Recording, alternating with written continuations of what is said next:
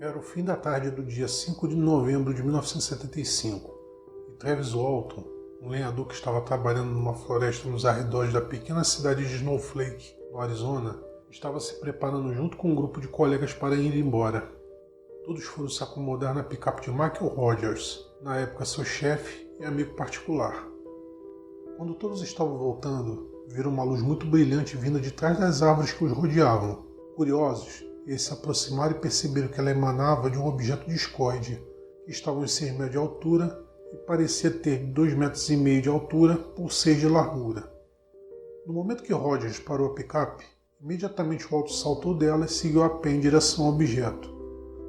Assim que o Walton ficou abaixo do objeto, ele começou a emitir ruídos estranhos e também começou a rodopiar.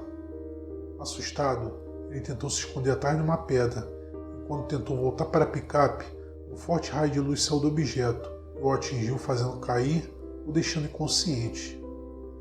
Ao ver esta cena, todos os colegas de Walton ficaram apavorados e Rogers, pensando que ele havia morrido, resolveu sair dali o mais depressa possível, com medo que o objeto os perseguisse. Quando já haviam se afastado o suficiente daquele local, Rogers olhou para trás certificando-se que não estavam sendo seguidos, e então parou a picape. Iniciou-se uma discussão. Alguns achavam que deveriam voltar e ver o que houve com Walton. Outros, apavorados, recusaram a ideia. Por fim, depois de um tempo, todos entraram num consenso e resolveram voltar para buscar o Walton. Chegando ao local onde o Walton teria permanecido, tudo estava calmo, mas não havia nenhum sinal dele, nem mesmo depois que todos se separaram para fazer uma busca. Horrorizados, eles chegaram à mesma conclusão. O Walton havia sido levado pelo objeto.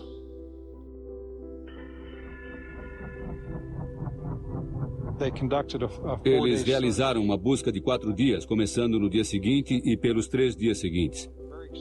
Foi uma busca bastante abrangente, que se expandiu numa grande área, uma área enorme, com muitos homens a cavalo, cães, muitos homens a pé, veículos, helicópteros, aviões, tudo. Não achamos nenhum traço dele. Nenhum traço de Travis. Nenhum traço de Travis. Nenhum traço de Travis. Para a polícia, a história dos lenhadores era um disfarce, então eles foram submetidos a testes com detector de mentiras, e todos passaram com primor. O caso começou a mostrar-se cada vez mais complexo e de distante solução, pois sem um cadáver, e tendo os suspeitos passado no exame, como provar a culpa deles por um eventual assassinato?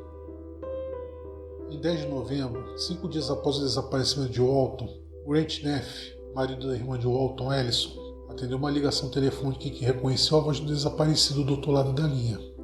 Ele pediu para que fossem buscá-lo no posto de gasolina, e o Walton foi encontrado no chão de uma cabine telefônica, a 80 km de Snowflake e a mais de 100 km de onde desaparecera.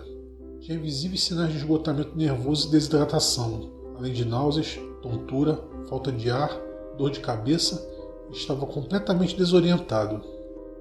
Mas o mais extraordinário é que o Walton não acreditava que tinha sumido por vários dias. Para ele, tinha se passado apenas algumas horas desde que havia sido atingido pelo objeto. Posteriormente, o Walton foi submetido a uma regressão hipnótica, e nela começou a se lembrar com mais clareza do período em que ficou desaparecido. Eu recobrei a consciência muito lentamente. Eu ia e voltava. Eu não sabia onde estava. Estava muito desorientado. Ficava acordando e desmaiando. Eu acabei me lembrando do que tinha acontecido, de ter andado até o objeto e ser atingido por alguma coisa. Então, concluí que tinha sido ferido e que eles tinham me levado para um hospital. E era onde eu estava. Havia um objeto sobre o meu peito. Uma luz acima de mim. Era um lustre meio retangular. Eu estava sobre uma superfície dura. Parecia estar muito quente, úmido. Mas a sensação principal era de pura dor. Uma dor exasperante. Quando eu finalmente consegui focalizar meus olhos, eu podia ouvir os sons de movimentos à minha volta. Eu sabia que havia alguém lá Mas no início presumi que eram médicos, pessoas trabalhando para cuidar de mim. Mas quando a minha visão ficou clara, vi essas criaturas de pé me olhando e então eu desmaiei. Eu soube instantaneamente que não estava num hospital e eu desmaiei. Elas vieram na minha direção. Comecei a gritar com elas e agarrei um objeto e as ataquei com ele, gritando. Todos pararam simultaneamente. Estenderam as mãos e depois, de uma vez só, os três se viraram e deixaram a sala. E ali na porta estava o que eu imediatamente reconheci como sendo uma pessoa, um ser humano. Ele me levou rapidamente por um corredor até uma sala onde havia algumas outras pessoas esperando. Pessoas que se pareciam com ele. Me levaram até uma mesa e me colocaram sobre ela. E eu comecei a ter grandes apreensões do tipo, eu estou sendo resgatado ou o que realmente vai acontecer aqui? Um deles colocou uma máscara sobre o meu rosto.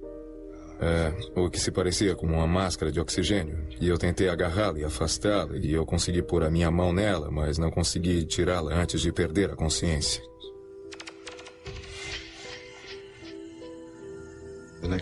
Depois me lembro que acordei. Fiquei consciente rápido e estava frio e escuro. E olhei para cima e havia luz acima de mim. E vi uma nave pairando sobre mim e ela disparou em direção ao céu. Olhei em volta. Eu estava deitado ao lado de uma autoestrada.